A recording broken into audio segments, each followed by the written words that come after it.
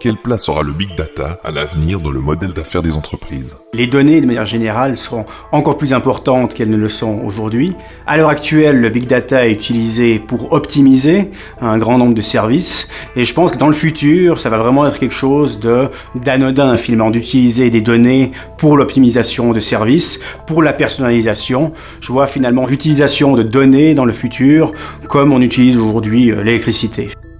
Worauf sollte man den Fokus in der zukünftigen Forschung richten?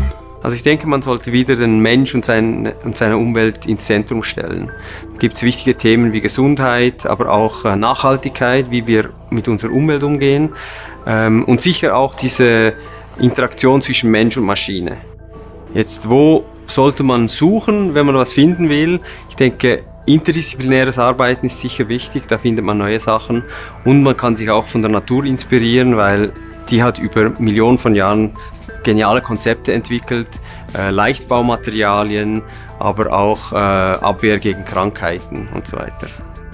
Que faut-il prioriser pour développer des parcs technologiques attractifs dans le futur ? Actuellement, on voit qu'il faut des compétences qui viennent de l'intelligence artificielle, des données en masse, mais aussi de la microtechnique des machines. Donc les projets, par exemple, que finançait la FIT il y a une vingtaine d'années, c'était des prototypes très industriels. Et maintenant, l'arrivée de toutes ces nouvelles compétences et surtout du big data change la façon de trouver des produits pour répondre aux problèmes du marché.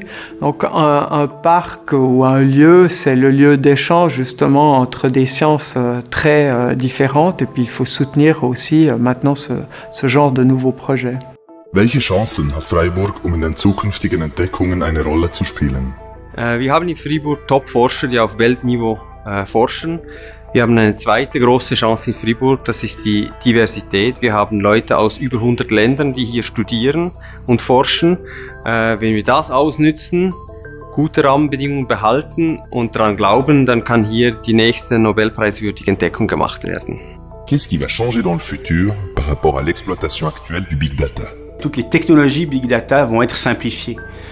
C'est un petit peu un des grands challenges qu'on a à l'heure actuelle, c'est que les grandes entreprises, à la Google ou Facebook, ou des laboratoires spécialisés comme le mien, peuvent utiliser les technologies big data, mais elles sont encore très compliquées. Et donc dans le futur, on va vraiment avoir une simplification de ces technologies pour que les administrations, pour que les individus, les petites et moyennes entreprises puissent accéder à ces technologies big data.